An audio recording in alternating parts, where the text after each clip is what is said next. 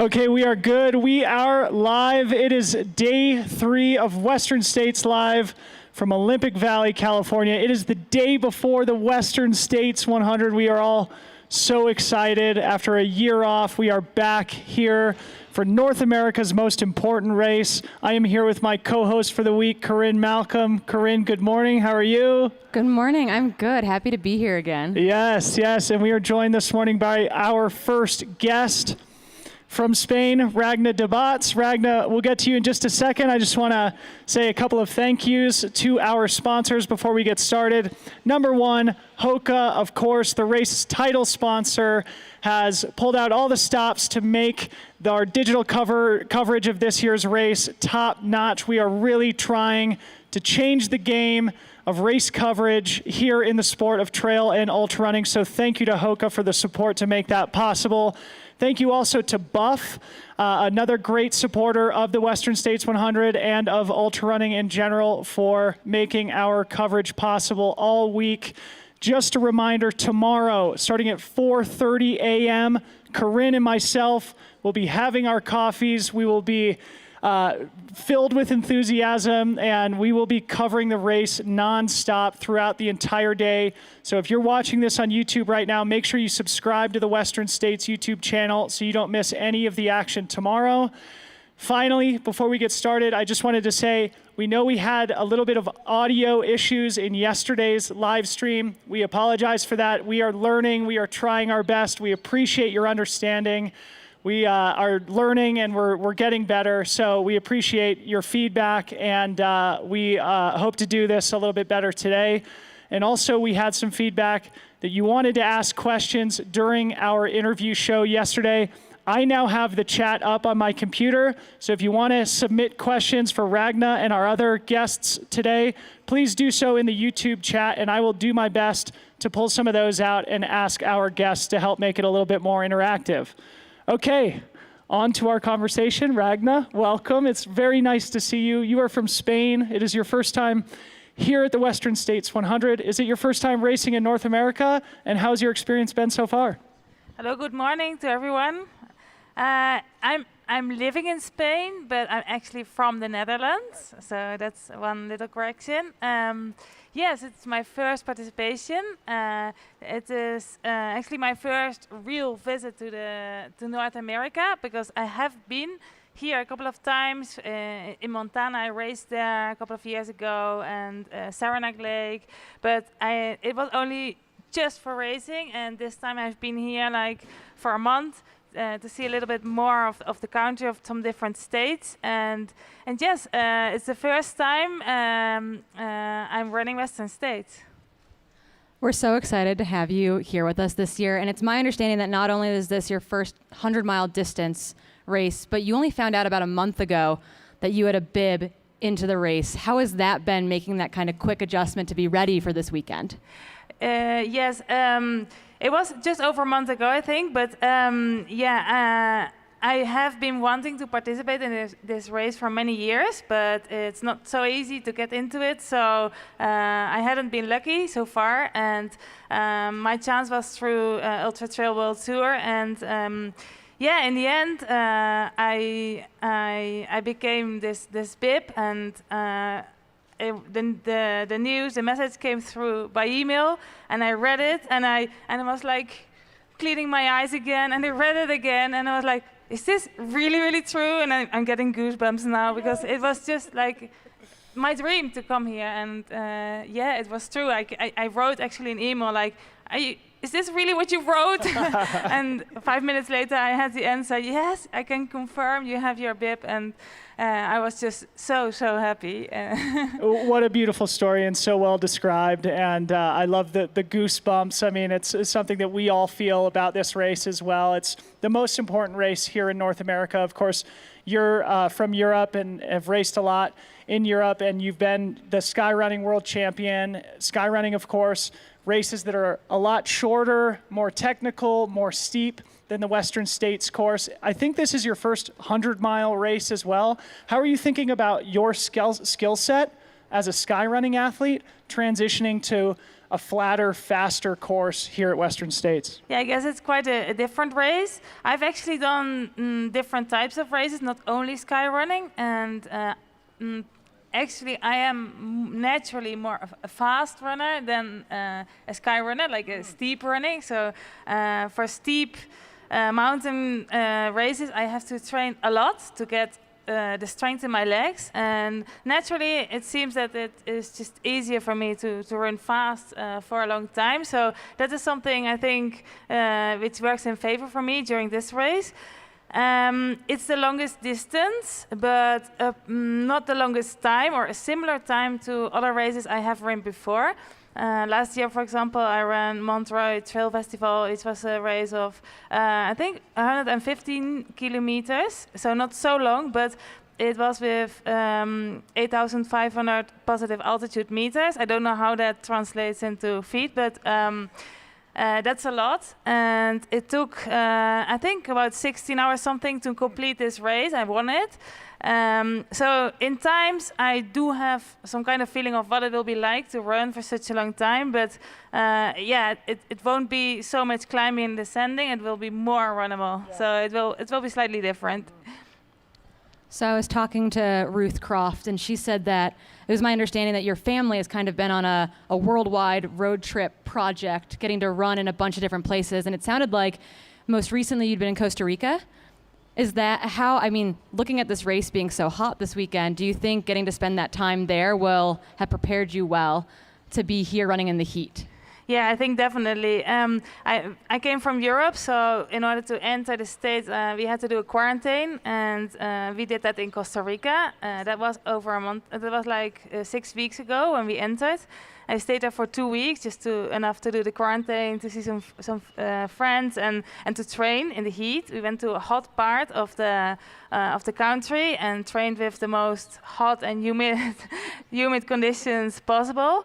Yeah, I think the combination of humidity and heat is even more difficult than this combination of, well, this heat, because it's dry and you feel like your clothes just still stay dry. In Costa Rica you get completely wet and you really suffer from the heat. So I think definitely it makes your body stronger, and it is a good preparation for running in hot conditions. So Ragna, you've been in the States for a little while. Have you been able to get out on the course at all since you've been here in California? And if so, what are your thoughts about the Western States Trail? And if you have any thoughts about the history and tradition about the race and your opportunity to run it this year, we'd love to hear it.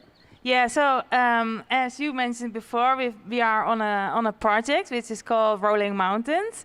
The project is about traveling to the different continents of the world and running an ultra race on each continent. But it is about running, about the training, but also about the family life, about traveling. So I haven't only come to be here at the race because I wanted to travel around a little bit in North America in the mountainous areas. So we decided only to come here like 5 days before the race. And this meant that I wasn't able to scout a lot.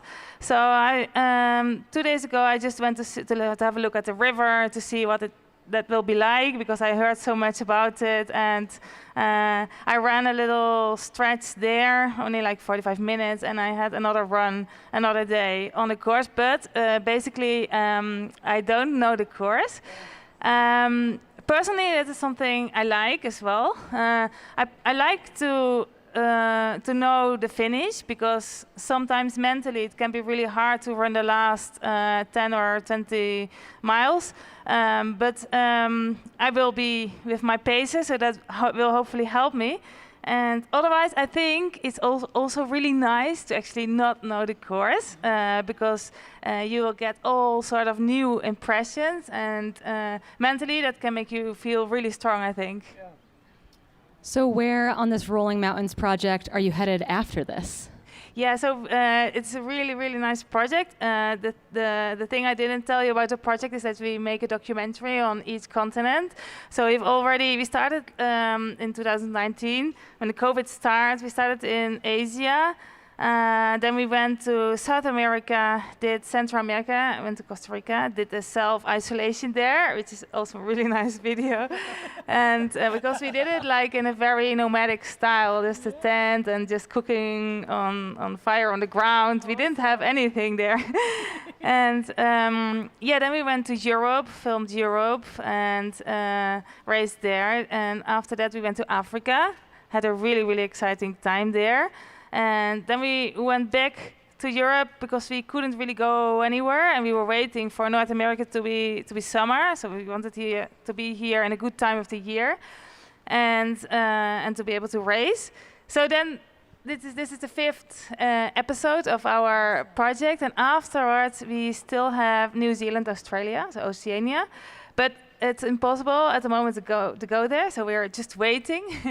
and then finally we want to go to the Antarctic as well. So that's something we have in mind for the next period of time. We can't really say when it will happen. What an amazing adventure. It sounds like so much fun. And I think in our sport, people do love that human side of the sport as well. And you traveling with your family and having these amazing adventures, I think it's a great story. And we'll make sure to share that with our audience as well. Speaking of adventures, though, you've got a big adventure starting tomorrow, just around the corner from where we're starting here. Of course, Western States is the oldest 100-mile race in the world, 100-mile trail race. There's a lot of tradition. It's something that we're very proud of. Because of the coronavirus, there's not a lot of international runners in the field this year. On the women's side, we have yourself, Audrey Tanguay, Beth Pascal, Ruth Croft. I was just wondering if, based on your experience racing in Europe mostly, if this is going to be sort of a new crop of competitors that you're racing against maybe for the first time, especially because of your sky running background, and if so, how you're thinking about the competitive field on the women's side. I think it's going to be a very competitive year. I think I've got very good other women to run with, and I think it will help us to run a good time as well, because we will give each other pressure, so that's a good thing, I think. And I'm very excited about it. I know Brittany because she's also traveled to Europe a lot, and she's done a lot of sky running races there. This is Brittany Peterson, the Yes. defending second place finisher. Yeah. Yes. So I'm excited to see her again, because it's a long time I've seen her. And yeah, I know Ruth Croft, of course. We have done several races racing each other. So and apart from that, I think maybe the other runners I'm not so familiar with. So it will be a surprise, and yeah, it's a pleasure for me to be able to race with them. So we know that you've run some races that are over the 100K distance and some that are very, very verty. But we're kind of coming to a new combination here where it's long, but it's fast and runnable. Was there anything, obviously you only found out maybe 5 or 6 weeks ago that you were going to be here. Was there time to change anything in your training? Did you feel like you needed to do anything specifically to prepare for this kind of shift in racing style? Yes, when I heard I could participate, we trained the schedule a little bit, and we put in more, always like runnable runs. So not so much with the poles, but so no hiking, no walking, but the trainings were always like runnable. So I've been running like more athletically. And yeah, I've done a lot of fartlegs on flat and interval training. So yeah, slight difference, a little bit more speed than usual, and not so much strength. Great. Well, Ragna, we're going to let you go in just a second. I just want to pull out a question from our live chat here from YouTube. Matthew asked about your heat training. We already talked about that. We had another question about how you decided where to go with this Rolling Mountains project. How did you decide the destinations that you and your family were going to travel to? Okay, you mean in North America, I guess, or in general? In general, I think. In general, yeah. Well, actually, the course changed quite a lot, because we made like a geographically logical route. So we would have gone from South America to Central America to North America. But and then back to Europe, because of the coronavirus, we were like forced to adjust our plans. I think everybody in these years has had to learn to be very adaptable, very adjustable, and in our case, it was certainly the case as well. We had to like live from day to day and see from day to day where we could go, what we could do. For example, well, after Central America, we instead of going to North America, so which would have been last year in summer, we went back to Europe and ran in Europe. And then when we went to Africa, we went to Tanzania because it was the only COVID-free country, apparently. And we didn't actually know what we could do after climbing Kilimanjaro. We didn't know what we would be racing, what we would be doing in Africa. And from Tanzania, we saw then we could go into Kenya. So we did like a 24-hour drive to get into Kenya, which was quite complicated, like getting over the border and everything. Like and then we were there and we were like literally like looking like where can we race? Because we need a race on each episode. And suddenly we saw that South Africa had opened the borders and they had been closed for like in lockdown, like very extreme lockdown for nearly a year. And so as soon as they opened, we bought a ticket and flew into South Africa, and we were able to race like 4 races there and had a really, really good experience with the community there. So it's been very much like living day by day. And after Africa, we went back, and then but then we planned. We kept an eye out on North America all the time, and we saw that everything seemed very stable. That the vaccinations were going really well, and so we were pretty confident that we could come here, and so now we're here. And yeah, the states we wanted to visit were of course like the states we heard a lot about, which were like Utah, Colorado, California in first instance. And as we were traveling, we also went into Nevada and Arizona. And yeah, it's been an absolute amazing experience. You have such a beautiful country and such friendly people. Well, thank you so much. We're really glad that you think that. And we're really happy to have you here representing Europe, representing Spain, representing the Netherlands. And we wish you nothing but the best tomorrow in your first 100-mile race here at Western States. Thank you so much for sitting down with us. Round of applause for Ragna Debats, please. Thank you very much. I can't be more pleased to be here. Great. Thank you so much, Ragna. We'll be back in just a minute with Paul Lind.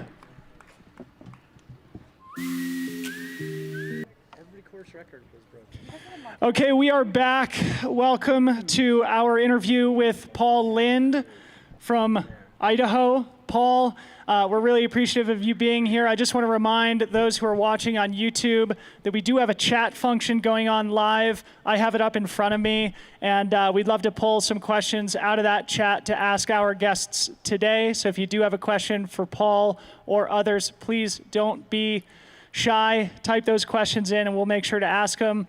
Paul, thank you so much for joining us. You have such an interesting story. I think most of our conversations have been with athletes. We talked to also Diana Fitzpatrick, the president of the board, and Craig Thornley, the race director, yesterday. You have a much different story, so I just wanted to start allowing you to introduce yourself to the audience, why you have such a special connection to this race, and why this year is so special for you specifically. Well, I'm not sure I'm that special, but I feel pretty special with you young guns up here wanting to chat. But yeah, the family history goes back to before the Western States. My father was the doctor for the horseback riders. And in 1974, I was 7 years old, and I was with him. There was no hotel here. There was nothing but a field and a little ski resort. And the horses started over there. And there was this crazy lumberjack named Gordy Ainsley that was going to run it that year. And I, of course, was more interested in the horses than him, but my dad found that to be a feat of unimaginable endurance at that time. And 23 hours and 40-odd minutes later, Gordy finished with the horses in Auburn. And 2 years later, or 3 years later in 77, was the first Western States, if you've seen the black and white pictures. My brother and I were there, and Gordy was there. He wasn't running that year. And Wendell Roby started the race with his pistol. And they didn't start the race with guns up till that point That's a bad thing for horses when you start a race with a gun. And after that year, Dad had his 20-gauge shotgun. He was an Iowa farm boy, and he started it every year since with that, and was the medical director for 30-odd years. And so my brother and I have been along the whole time for the last 47 years. Transitioned into, I've run it a couple times, and I now coach professionally, and we have a few runners in this year. One special one who happens to be my son. My dad passed away in 2016, and so we've been handling the shotgun ever since, and it'll be a pretty big thrill to have Cody next to me tomorrow. Of course, Brittany Peterson will be right there. I coach her, and this young lady, Emily Hoggett, all three on the start line. So we have yet to figure out how I'm going to get everywhere, but we will see. I was going to say, Western States means so much to you, and I coach as well, and I have 4 athletes in the race, and I have teammates in the race, and emotionally, I am going to be all over the place, and none of them are related to me. How are you, I mean, maybe you don't know yet, how, besides being blown away with how amazing the day is, how are you going to divide your energy up tomorrow to make it from firing the shotgun to being on that track in Auburn yourself? Yeah, I have gone over my head. I am not going to cry at the start line. I genuinely have trouble with that. I'm not going to cry. Same. We'll see. But what a big thrill. I mean, I wish my dad was around to watch his grandson run. That'll be a really neat thing. As far as with the athletes, I don't coach a ton by choice. I'm very close to my athletes. I do their long training runs with them. I go to all the races around the world, and this one being so special, we've devised a plan. I'll see him at Robinson. I'll see him at Michigan. I'm going to bypass Forest Hill and go to the river. And by then, something in the plan will have completely blown up, and we'll have to improvise. So hopefully it'll blow up in the right direction. Absolutely. Man, it is so fun to hear about the history of the race, and it's so cool that we now have a 3rd generation of Lyns here at Western States. Again, your son Cody is going to be racing this year. He earned his golden ticket at the Bandera 100K. I just wanted to give you an opportunity to sort of gush about your son and just speak about how special it is for you, for another generation of Lyns to be participating at the Western States 100, since it goes all the way back to the beginning with you guys. I think what means the most isn't that we're in Western States. It's the journey that it took to get here. I always thought that the training and the effort to get to this point was far more enjoyable and fun than the actual race ever was. And nowadays, I think if a person is running Western States to put a buckle on and make an Instagram post, you've missed the point of why you're here in Olympic Valley. It's to honor the tradition and to be on the most hallowed trail, I will say, the world. The Europeans won't like that, but I really don't care. I think this is the most hallowed trail in the world. And for Cody to be on there, I don't think it can get more special than the first time doing it. My first time I have runners go, and Cody too, we specifically don't let them see the high country. I think the high country is so special to go through Granite Chief, to get to Robinson Flat, and it goes by so quickly that one needs to just enjoy that. And then from Robinson Flat, everybody knows every rock, every pebble, up, down, creek, bridge, everything else. So not to give away any trade secrets, but we've got a lot of people, watching online who might be racing this weekend. We've got people here in the audience who might be racing this weekend. If you had to give them one piece of advice from all your years here at the race, knowing that we were going into a hot year this weekend, what's your one piece of advice that they can carry with them from the start line here this week? Well, I would love all the elites, except for Cody, Brittany, and Emily, to go out as fast as possible and run to Robinson Flat in 4 hours. But honestly, everybody is familiar with hydrating. That's no secret anymore. Everybody's familiar with staying cool. It's to save your quads. Because if you don't have quads, you cannot run from Green Gate to the finish. That's for the faster runners. My dad had a piece of advice for the mortal crowd like myself, the 24-hour the 26, the 28-hour runners, and his advice was walk early and often before it's the only thing you can do. And I think that goes a long ways. It's great advice.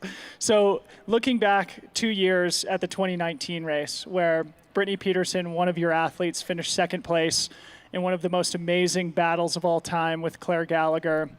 And looking at sort of where she is now, coming in as a second place finisher, clearly is one of the contenders in the race. Is there anything specific that you guys did to help her be a little bit more prepared for that competitive dynamic that might occur again at the end of the race? Absolutely. Next question. It's a secret, I guess, huh? No, Brittany, they're all ready to go. We do not talk about winning or high placing. That is something, I treat Western States a lot like a sailor on the ocean. The ocean will dictate where you go and how you get to sail. Western States tomorrow will dictate what you need to do and how fast and how well you're going to run. You can be as prepared as you want. It's 100 miles. It's somewhere between 14 and 30 hours. The body can turn on you. So I think this is the number one asset everybody has. And if you listen to that and push with this, we'll see you in Auburn. That's amazing. So we've mentioned Cody, we've mentioned Brittany. You've got one more elite in the field this weekend, and Emily, who's sitting in the audience here. So we're Your going to teammate. my teammate, Emily Hogan. So she's sitting in the audience watching this right now. So I got to watch her earn her golden ticket at Canyons, which was phenomenal. I think I was in tears volunteering at the finish line. For you as a coach to have an athlete be so hungry for this race that they did not do one golden ticket race. They did not do two golden ticket races. They did all three golden ticket races trying to get their entry here. What does it mean as a coach, even though maybe you have your own personal feelings about that, but what does it mean to see her get to start this weekend? First of all, we will not do that again. We will go after one. 300 Ks is not a coach's dream come true for an athlete. But yes, she was ready for all three and just put her heart into it and wanted it so bad. And to finally get that last golden ticket at Canyons was pretty special. There were many, many tears shed and huge hugs given at that finish line. So this weekend, I think, will be especially special for everyone involved. I agree 100%. I want to ask a question about the medical research because it is something that's so important to the Western States 100. We talked to Diana Fitzpatrick, the president of the board, yesterday, and she said there's three things that they focus on: putting on a great race, doing medical research, and doing trail work. So medical research is one of the core pillars that the Western States 100 focuses on every year. Your father was the medical director for 30 years. Do you have any perspectives to share from his experience and your experience with the race about the medical research, things that have come about because of it that otherwise wouldn't have? Absolutely. I mean, the development of electrolyte and supplements and foods, we didn't have that back in the day. People were taking salt tabs and stashing water. But of all the medical research, I think what he learned is running 100 miles is not necessarily good for the human body. We all agreed that. You both have run. We agree to that statement. It is not something that is generally good to do to yourself. And that being said, my dad always liked people to respect the human body. You only have so many 100-mile races you can do. You only have so many 100K races you can do. Treat your body like it is the marvelous machine that was handed to you, and take care of it. Yes, people can do 100-mile races. Do I think that's wise? No. I'm a fan of 100-mile race a year, 2 if my athletes really twist my arm. But you've got to be careful and take care of yourself because you two are in your 30s, I'm guessing. Yeah, you got the gray. Is that right, Corrine? Sorry. There's grays under there too. Lots of them. We both Lots have of gray. I would tell you Unfortunately. what I like to tell my athletes. I would like to see you two enjoying running long distances when you're 50 and 60 years old with good knees and still competitive and still putting a bib on and scaring some youngsters out there. We would love nothing more. Amen. Amen. So we, of course, want to take a question from the chat here, and it's actually something that I thought would be interesting to hear from you as well, and that is, I mean, Chris Andrews asks, the biggest advancements in ultra, and especially Western states, since the race's conception, or just generally any interesting memories that you have that you want to share from the early days? So I think one of the biggest will be how you carry your water. Everybody is used to running with vests now and water. That didn't come along for a long time. There was handheld bottles, and there was the infamous Boda belt. And if nobody remembers that, it was a belt you filled with water and you wrapped it around, and some people would run 1, 2, 3, or 4, or 5 of them, the Boda belt. That was an absolute disaster and went away quickly.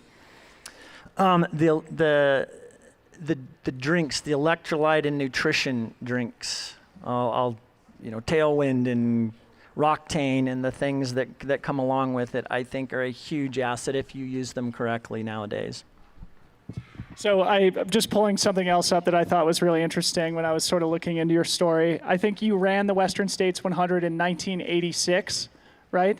So you were a young man in those years, and then you ran it again in 2015. So what is that? That's a difference in 29 years between your two finishes. Talk about your experiences both as a young man and as a little bit more mature masters athlete in 2015. In 1986, I was 18. I had been around it my whole life. I worked at Fleet Feet in Roseville at the time. I had Nancy March and Tim Tweetmeyer and Herb Tanimoto all training me for the race, doing these crazy runs. I was the kid. It was a great experience. Western States was so brutal on me that it took 29 years to recover before I ran it again. The special thing about 2015 was that was the last year my dad was around. That was the final year that he started with the shotgun, and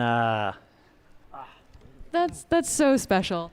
It's amazing. I have goosebumps right now. This is now 2 for 2 goosebumps into this morning's interviews. Tomorrow you're going to be shooting the gun off one more time. Maybe just give us a quick... So here's the shell. He brought the bullet, There's folks. the shell that's going off. Amazing. My dad always wrote WS 100 miler and wrote the date on it. And so we did that this week. We also do one test fire. And Cody does the test fire of the gun. He did that in Idaho this week, and we are ready to rock, and we will be very safe. Don't worry. Well, Paul, this has been one of my favorites so far. What a freaking awesome story. An amazing 3 generations of Lyns all connected to this race. We wish you nothing but the best tomorrow. Try not to cry at the start. Good luck chasing your son, Cody, around along with your athletes, Emily and Brittany. We will see you at the start line tomorrow at 5 a.m. Well, I have one more bit of coaching advice just for you two. Okay. Because I believe, if I'm correct, aren't you in Hard Rock this year? I am. Yes, sir. Aren't you coming my direction and running I'm Tough this year? I am. Stand by. This is the... Can you hold that? Yes, sir. The backpack is coming out. So you ask my one bit of advice to be successful in 100-mile races. I can guarantee this will make you successful. I can also guarantee you will not want to carry it with you. You will not want to hold it, but you will want it every chance you get during your races. I don't know what to do right now. There is no runner that doesn't like cowbells out on the course. If you use cowbells in Hard Rock and in I'm Tough, in my state of Idaho, and everybody out there sees these during the race, we're going to have a 99% finish rate tomorrow. Thanks, guys. More Thank cowbell. you. Big round of applause for Paul Lind. We'll be back in just a second with Hoka's Mike McManus. Okay, we are back. 2021 Western States 100. We are here with Mike McManus, the head of sports marketing at Hoka. Mike, welcome to the show. I just want to make sure to remind everybody, if you do have questions for Mike and our other guests, please do type them in the chat. If you have a question from the audience too, just raise your hand and we'll get to you as well. Mike, welcome to the show. It's great to have you here. Maybe start by just introducing yourself to the audience, what your role is at Hoka and why this race is so important to the brand.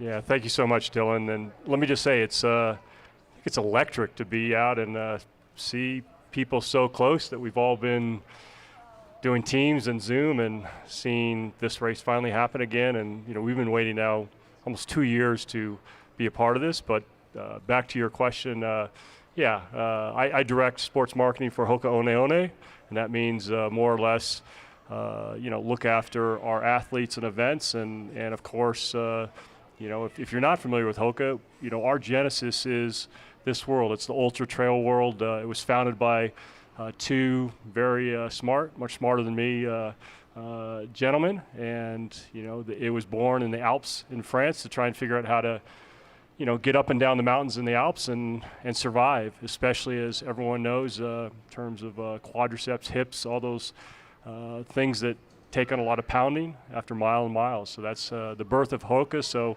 Western States fits perfectly in with our brand. So we've obviously seen Hoka's list of athletes that are racing this weekend. You've got some very established names, but you also have some young guns coming up in the likes of like Aaron Clark kind of transitioning to the trail. What does it mean to you to have this kind of, stable of athletes here towing the line this weekend going for the win? Wow, yeah, I was thinking about this earlier because just thinking about our athletes, and we probably have the best mix and most competitive group we ever have on both the men's and women's side. And we do. We have some veterans that have done this many times, and Magdalena has won the race. Jim has won the race. Casey has won the race. And then we have some that are, experienced but very new.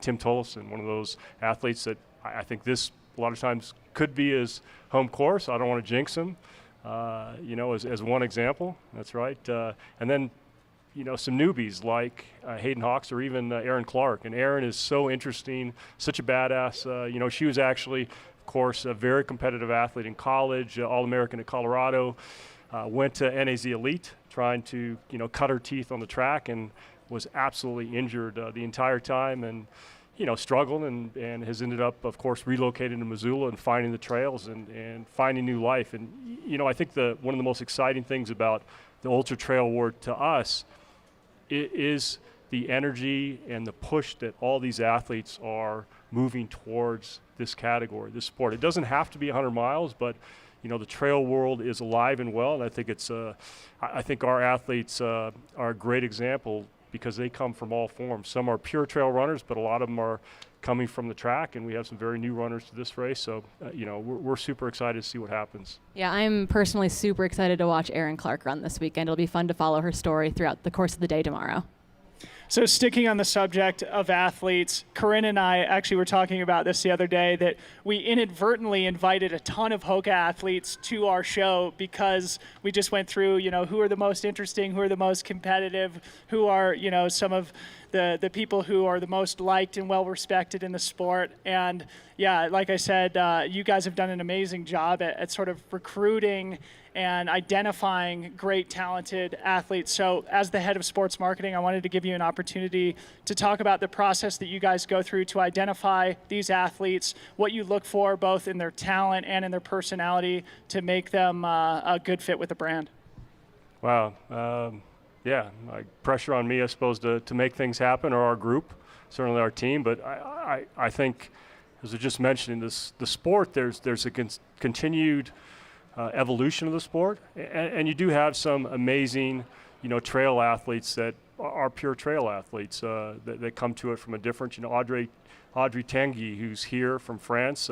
She certainly doesn't have a track background, let's say like Camille Herron or Jim Walmsley or Hayden Hawks, but she is. I think she's going to do quite well, and I think it's our job and our opportunity to find those athletes that, there is a physical ability, no doubt, and I think you're seeing athletes, of course, like, Jim's a great example of that, who has made that transition from, being a very good collegiate runner to figuring out ultras, figuring out even this distance, at least at Western States, and, having a couple really good goes at it. But, there's that physical ability, but I also think there's the ability that you need to manage yourself throughout the race, understand the strengths and weaknesses that you have. And I think there's a talent to that. And just being a good track athlete, there's no guarantee that you're going to be able to figure that out. And I think that's one of the unique things that, that this environment brings out is, sure, a fast athlete might have an advantage, you would think, but then there's so many other things that go into the roller coaster of emotions, knowing your body, having to solve problems. And, you see it with some of the best athletes in the world, Jim included. Camille, I think, is a great example that's taken a couple swings here. And I think she's also going to have a great race, but she hasn't so far at Western, and she's still trying to figure out this beast that is Western State. So for us, it's finding those athletes that we think are going to, be pretty good at solving problems. And of course, the 100-mile distance has become, I think, iconic within the sport. And we hear that from all of our athletes, that many of them will start out at 50K and 100K, and they quickly realize that, the 100-mile distance across the board is sort of the statement distance, and it's the equalizer all the way around. So, that's our opportunity. So we try and find those athletes that fit in and we think are going to be great ambassadors, but also, pretty good at this. So I'm really curious. Obviously, you've been around the running industry for quite some time, but now with this kind of stable of trail and ultra athletes, road ultras as well, what, if anything, have you learned about running from them, from trail and ultra, that maybe wasn't on, the top of your mind coming into kind of taking on this set of athletes? I think we're still learning. I think a couple things that I've learned since joining Hoka, which was in 2016, is and really getting to know some of the athletes, is not trying to force things in a race. You see it at Western States quite a bit. Is instead of trying to force initiatives, I think Jim's a great example. This is his first two swings, especially I think year two. Year one, maybe he would have still broken the course record if he just went the wrong or the correct route. That didn't happen. So course knowledge is also important. But second year, forcing, in a very difficult year, he really imploded before he got to the Rucky Chucky. But I would say, allowing the course to come to you, not forcing it, and understanding, the give and take that you're going to have, being at peace with that. I think another thing. And maybe even more apparent this year is, taking time out just to appreciate where you are. I've had that, especially from people like Casey Lichtig, getting to the top of escarpment and maybe celebrating with some of the other athletes, like, wow, this is pretty darn cool. And I think this year more than ever, because we're coming off a pandemic, it's celebrating the sport. And that's one of the most cool things that I think continues to make this sport so unique that I have learned from an early age. My father ran Western States in 1981 and 1982, so I've been a part of this community. But the celebration factor, the embracing every athlete that's out there, understanding every athlete's continuing to try and maximize their own potential. I don't think that's changed, but sure, this sport continues to evolve, and I think with nutrition, with training, with all the new races coming in, it's going to continue to evolve. You described Casey Lichtig and Magda's hug at the top of the mountain a couple of years ago, and you gave me goosebumps. So we're 3 for 3 on goosebumps in this morning's interviews. You also mentioned Jim trying to force things back in 2016, ultimately taking a couple of times to figure it out. He is now the 2-time champion course record holder. In 2019, I'm sure you were watching when he won and set the course record again. Jared Hazen, one of your other athletes, finished second in the second fastest time in history. Maybe a little retrospective on how it felt watching those guys go 1-2 in 2019. Well, of course, it felt great. But maybe the bigger story, Dylan, is that I was crewing for Jared that year. And that wasn't my initial plan when I arrived at Squaw Valley, but I asked our athletes, all our team asked the athletes, can we help you? And Jared lost one of his helpers, and so I met him at Robinson Flat, and of course Jim came in and looked great, took his time, 30-mile mark. Jared came in, I thought he looked fine, and the night before, he laid out all of his gels and bottles and told me exactly what he needed at the first checkpoint. So of course I laid all those things out and was waiting patiently for him. He came in, I thought he looked great, and then he took everything that he wasn't supposed to. It was the different colored drink. It was, instead of gels, it was waffles. And he was very efficient. So Jim took his time at Robinson Flat, and I want to say maybe, 3-4 minutes. Jared was in and out in a minute. He was so efficient, and it scared the crap out of me. I was so nervous, and my wife Laura was with me, and as we drove to Michigan Bluff, I told her, I said, wow, he just took everything he said he was not going to. He said, make sure I leave with this, this, and this, and he didn't leave with any of that stuff. And and of course, trying to follow the runners is not always that easy, especially as you go through that next section. And so I was so elated when he actually showed up at Michigan Bluff. And again, he was so efficient. Jared was so efficient. There was no time to talk to him, but again, I laid out all of his stuff, had no idea what he was going to take, but he got his stuff. And of course I followed up only after the race. And yeah, he said, he had really awful stomach issues the entire first 30 miles, made separate or several pit stops along the route, and his stomach was sour by the time he saw us for the first time. So of course, again, thinking on the fly, thinking through problems, but it really scared just scared me completely. But okay, it ended up pretty well for Jared and Jim. He had an amazing day. So we'll see if he can have another one of those days. But how many times do you get somebody like Jared breaking the course record and finishing second? So switching gears a little bit here now, since you were here when your father ran the race back in the 80s, early 80s, and now we're sitting here in 2021. Hoka obviously has a huge, role in us bringing the sport into the modern era, I feel like, in the U.S. this weekend with the live media coverage. What does it mean to you to kind of be a crucial factor in that? And then where do you see, us continuing to push the sport forward? How do you think that we'll be involved in making that happen? We're super proud being at Hoka to be a part of this race. As I mentioned, this is our genesis. This is where the brand comes from. And, Western to Hoka and Western, to me personally, has always been the most iconic 100-mile trail race in the world every year. And I did have the opportunity to grow up in that environment. Let's say it was a little bit easier to qualify when my father did it. And the years that he ran, there wasn't a California Loop that came in afterwards. They weren't exactly correct or accurate, but he ran 26 hours the first year and 23 the second year, and got his silver belt buckle. And I was a part of the community with Ruth Anderson and of course Ann Trayson, and growing up in that Oakland, Berkeley area, ultra running was a big part of that. Dick Collins, another one that, again, just perennial ultra athletes. Where do we see this event going? I would tell you for Hoka, it's very important to make sure we're playing homage to this race, and certainly not overpowering or overshadowing the iconic Western states. It's, I would say, to put a nice accent on this race.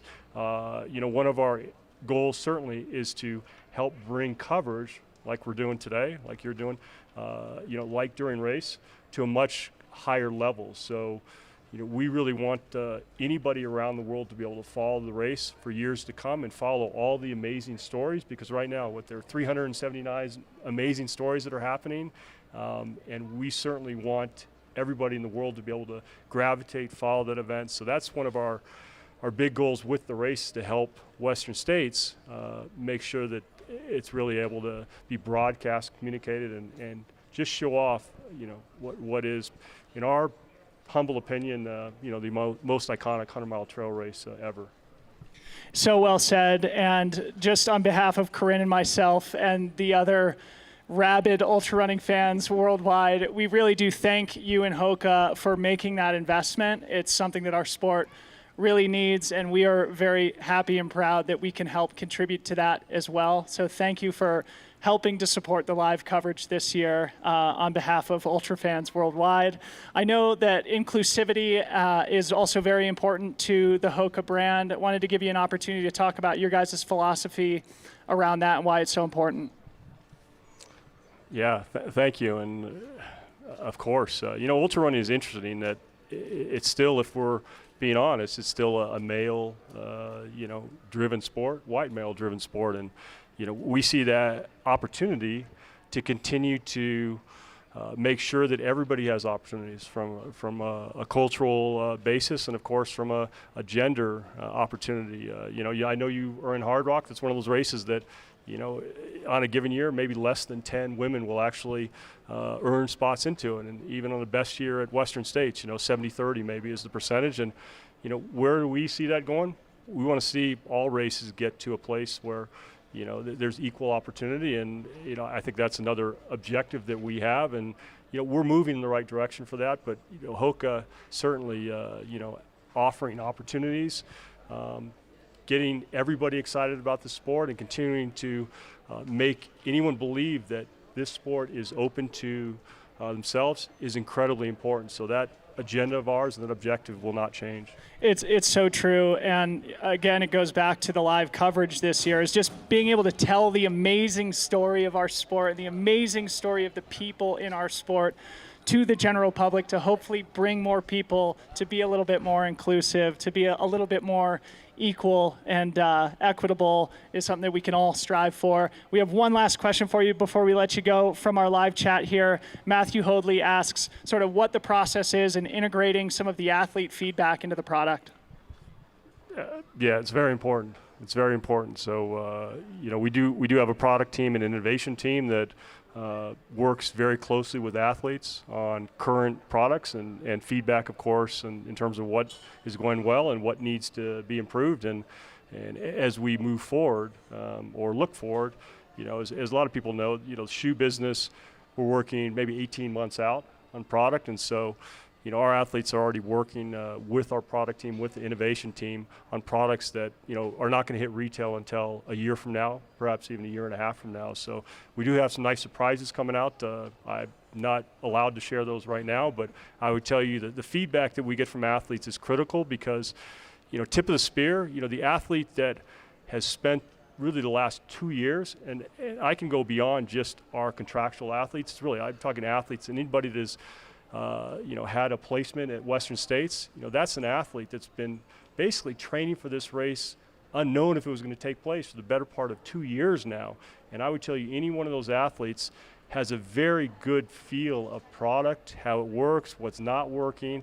And of course, you ask anybody that is running crazy miles, crazy vert, volume on a consistent basis, and they absolutely become experts on products. So yes, we work with certainly our sponsored athletes, but we also have a list of athletes beyond that we tap into because the feedback is critical. And again, this is what we call the tip of the spear. Anybody that's lined up for Western is way beyond the 1 percentile just to get them through this at whatever level are. So they're experts as far as product is concerned. Well, Mike, thanks so much again for your support of the race, for your support of our live coverage this year. Do you have any special responsibilities tomorrow? Or are you going to be crewing Jared? Anybody else? Not so far, not so far. So I'm hoping to be able to go out to these checkpoints I mentioned, enjoy the race. I'm hoping our athletes are going to have a good showing, but I'm thrilled just to be back. I think like everybody is, I share the excitement that every single runner, every single crew member, every single fan has of just seeing everybody in person. I'm so proud to be a part of this, but also just thrilled, quite honestly, and looking forward to an amazing race, however it turns out, and at all the different parts of it, from the race up front to those athletes that are trying to finish the first time, to those athletes that either are trying to go under 24 hours or maybe under 30 hours. There's so many amazing stories. Everybody has one, so I think as my late aunt would say, I'm tickled pink to be here and looking forward to being a part of the race tomorrow. Amazing. We'll text us updates from the course, okay, so that we can share them with the world. Mike McManus, everybody, big round of applause. Thank you so much. Thank you. Next up, Clare Gallagher, defending women's champion. Okay, we are back with the defending women's champion, Clare Gallagher. Big round of applause for the champ, please. Clare just said something really hilarious that I need to share with the audience. Mike McManus, our last guest, said, "I hope the women's race is as exciting as 2019." And Clare said, "Oh God, I hope not." So let's start there, Clare. You are the defending champ, as we said, but the 2019 race was as dramatic as it's ever been on the women's side. You and Brittany Peterson were together at about mile 95, I believe. You eventually pulled away for a strong victory. Maybe just share your memories from that race, how it sort of shaped you as an athlete, and how special it was for you. Well, there are very few memories, to be honest, from those final 5 miles. I think most people who have been caught in the last 10 miles of a race can relate. But yeah, Brittany caught me at around mile 90. We ran together for almost 4 miles, or walked. I don't even know what we were doing. And or we were walking. And then, yeah, it just happened that it was like one of us needs to make a move. And I mean, honestly, I'm sitting here with 2 very, very competitive elite runners. So you guys get it, right? Like something clicks in you. And that happened to me where I was like, this is a race and I can either get second or first and I'm going to try and win. And I thought maybe I had made too quick of a move because there was about 6 miles to go when I made a move at Pointed Rocks.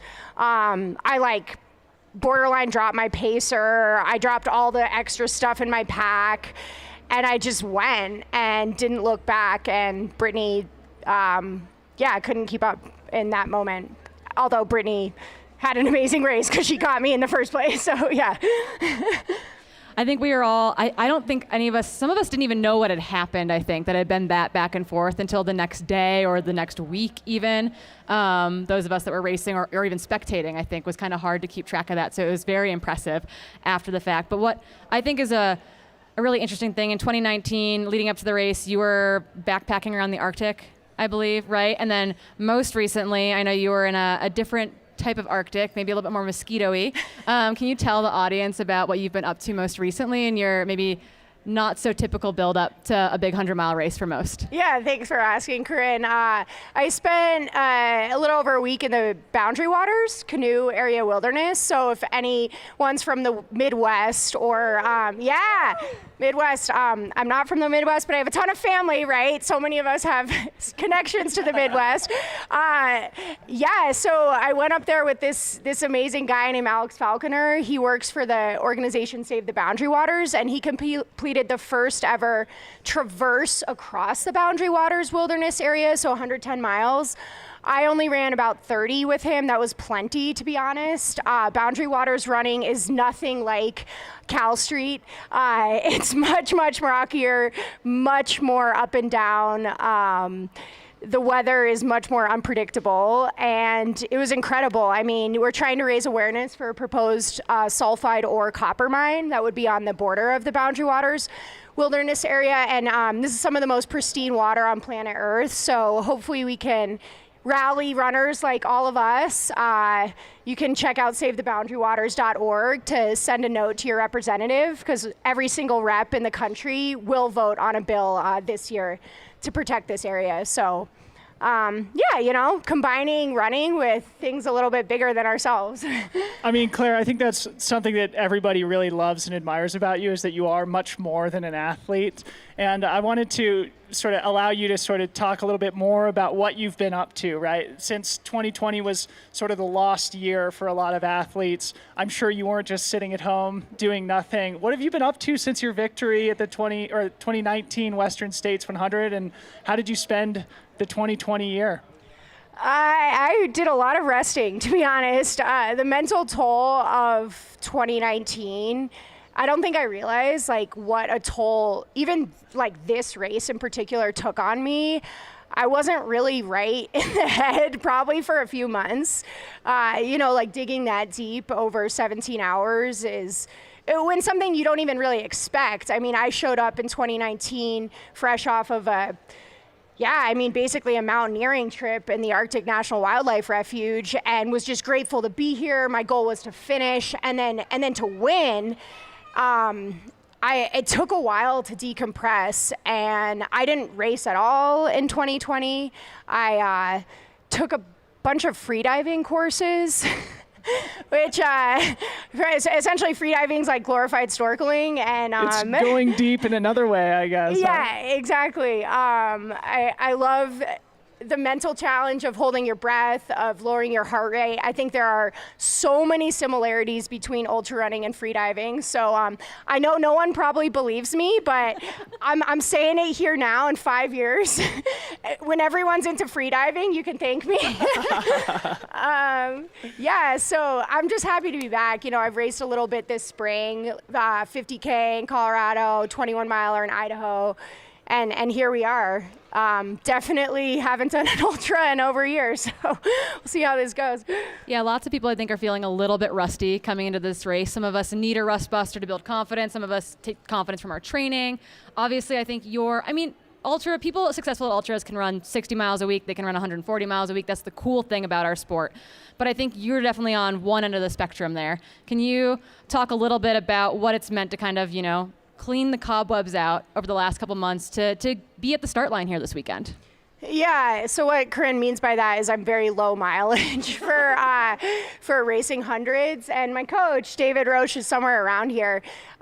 He's brilliant. He knows what my body needs. I run pretty much max 70 miles a week. It's very purposeful, joyful 70 miles. Not a step is wasted, and that's to prevent injury, right? Like, so many people can't end up showing up on the start line due to injury, and so my biggest goal always is just to show up healthy. If I'm a little bit undertrained, it's way better than showing up, with a limp. So that I give massive credit to David. He's just, you guys follow the science too. It's just incredible to see like what different ultra runners can do with different types of training. And I do like 1 minute speed intervals for a lot of my training. I'm super inspired by track runners, who's been watching the Olympic trials. Shout out to Emma Coburn,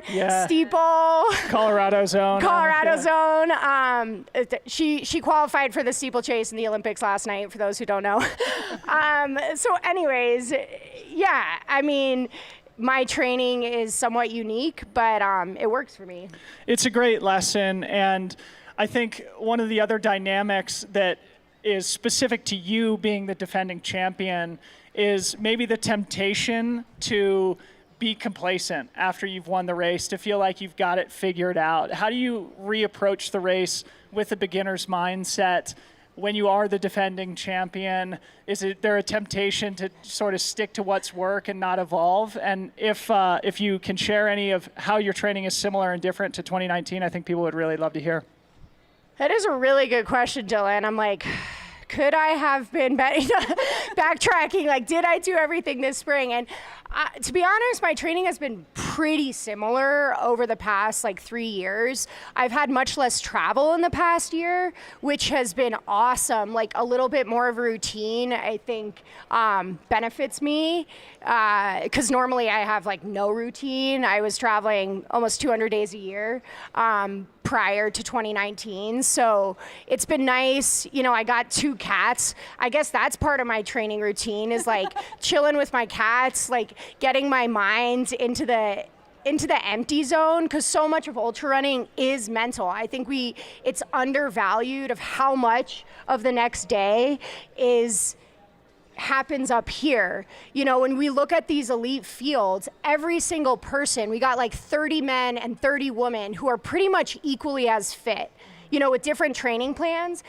But once you get to Forest Hill, it ends up being much more of a mental game. And I do think that practicing, where your mind is in everyday life is a good way to prepare for these types of challenges. So yeah, I'm gonna give a shout out to my cats, Mermaid and Manta Ray, for keeping me chill, teaching me how to just focus on the present, you know, and not just be like a person, you know, a chicken with their head running cut off. Staying in the moment, that's what tomorrow is all about. Yeah, I think that'll be very, very important, like you said, once you get to Forest Hill tomorrow. So I'm curious, 2019 was kind of a cool year. And to say that, you know, running in the 80s is still not that cool, but historically a cool year. We're looking at a very hot year tomorrow, like triple digits potentially in Auburn. Have you done anything in prep for that? Are you excited about the heat? Are you terrified about the heat? What's going on in your head looking at tomorrow's race weather? Anything changing in the plan or making adjustments on the fly?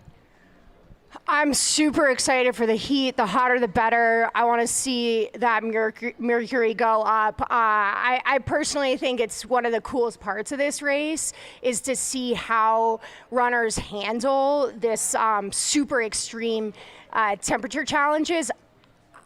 I mean, maybe this is slightly controversial, but I do think a lot of heat adaptation is genetic, which is a really boring answer, but I know I do well in the heat. I'm gonna do all of the important things, ice bandana, fully submerging, you know, getting as wet as possible, but like, you know, you gotta make sure your heart rate's not getting too high, take adequate salt. Like, it's just like any other day if it were 80 degrees, 70 degrees.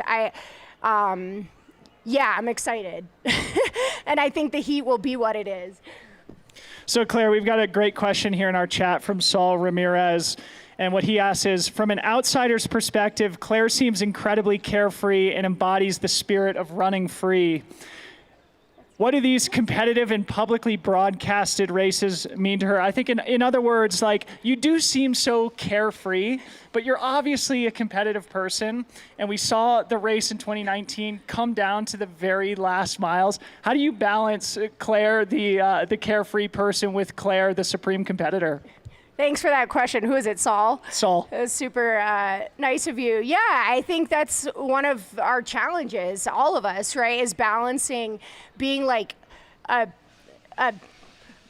you know, tolerable person in everyday life that's not totally hung up on like the minutiae of competitiveness. And then the beauty of running is like when the gun goes off, then that's a race. Like that's when I'm gonna be competitive. I think protecting my competitive juices is really important. And so I try and do that by living my life like with as much joy and like gratitude as possible. You know, this is like amazing. We're all here right now, right? Like, who thought we would be here a year ago? And tomorrow, yeah, it's a race. Like, we're not gonna like hug it out the whole day, but we might as well enjoy ourselves now, you know? So I know that the 2019 race, as you mentioned, took a lot out of you. And I think it's hard. All of us are hungry to race, hungry to travel potentially after a year of being home. Looking, obviously, maybe you're not looking past this race at all. Maybe the season does not have any plans past Sunday morning, and that's totally fine. But is there anything that you're excited about now that the world's opening up, now that we've got more opportunities to race and travel beyond this weekend? Yeah, I purposefully don't put any races on my calendar. I learned that kind of the hard way. In 2017, I DNF'd this race at mile 93. I don't recommend that. If anyone's considering DNFing at mile 93, just don't.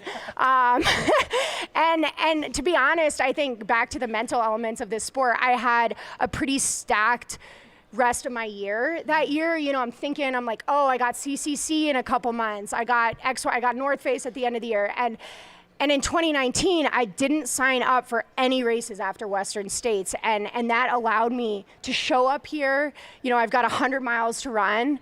I'm gonna treat every single mile with respect and you know, the effort it deserves, and then we'll see what happens on Monday. Like, then I'll start thinking about the rest of the year.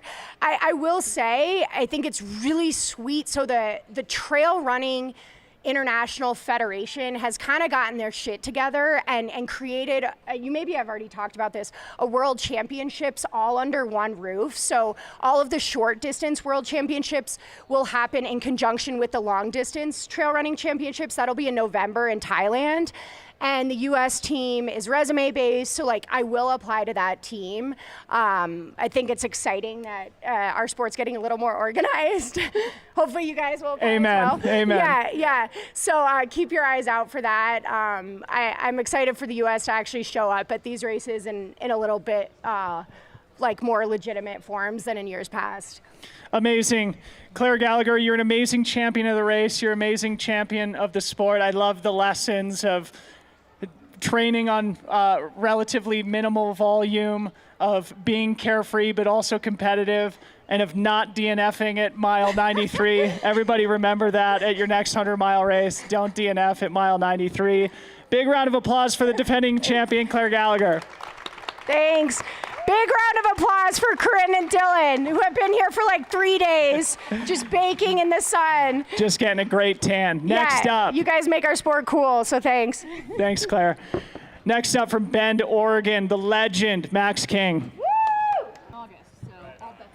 Okay, we are back for our final athlete interview of Western States Live 2021 with the legend of Bend, Oregon, Mr. Max King, back for his second Western States 100. Your first one was back in 2014. Let's start with what you remember from 2014, why you're back again in 2021. I just remember it like, oh, it's so painful.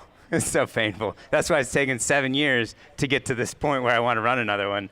It's Western States is special to me. I grew up in Elk Grove. You know, my dad still lives there. Grew up on the, in this area. So that's why Western States, as far as 100 goes, it's kind of like the first one you ever hear about if if you're from California. And so that's kind of where it comes from. It's just special to me because I've known about it for so long. So, but why is 2021? Why are you back now? Just because I got myself in good enough shape to race your way in. To race my way in, yeah. Yeah, I think when I saw you at the finish line of Canyons back in April, I think you were happy with where you finished. You were happy to have a golden ticket, but maybe at the same time dreading the fact that you had gotten that golden ticket and had to make an appearance. Yeah, here. definitely. Yeah. I knew. Well, that was the whole goal. Like the whole goal of the year was race Canyons, make it into Western States. And then once you do that, you're like, oh God, I got to run 100 miles. Yeah, I've made a terrible mistake. Start to realize that mistake you just made. And you're like, oh crap. I totally understand that feeling. I would say though, so looking at your career, I think it's fair to say that you're probably the most versatile runner I personally know of. I think that's Dylan would agree. Non-controversial, one of the best athletes across all ranges, I think, in the history of the sport. Thanks. Yeah, I think that's a fair compliment. I don't know what to say to that, but yeah, thanks. We'll follow it up with a question, I promise. So, looking at your race history, you've done 200 miles, Leadville in 2016 and Western States in 2014. Is that what we just said? Yep. 2014. I would say, and I think this is fair, that is maybe the one distance that you have not completely figured out yet. And there's the old wound you picked at. And there's the old wound that I'm picking at.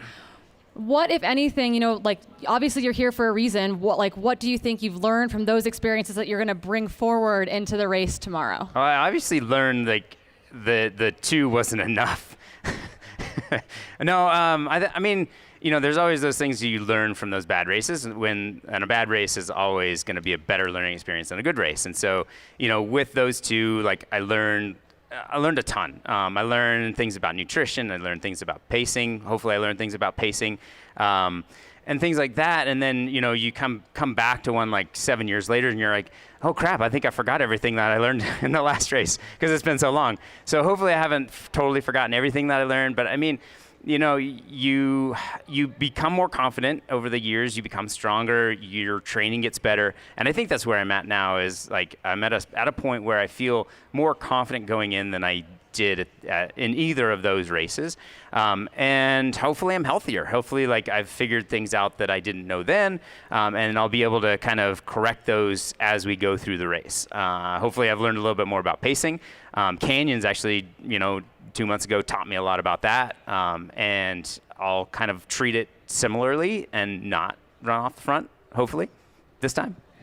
That was a good learning experience. Yeah. You did run off the front in 2014, I remember, because I was running that year as well. And I remember you saying something fairly interesting about how you were going to just run your pace, and that oftentimes when you sort of force yourself to run slower, it doesn't necessarily work for you. But it sounds like you're going to be taking a different approach here in 2021 and probably letting some of the faster, younger athletes go, even though you have similar talent.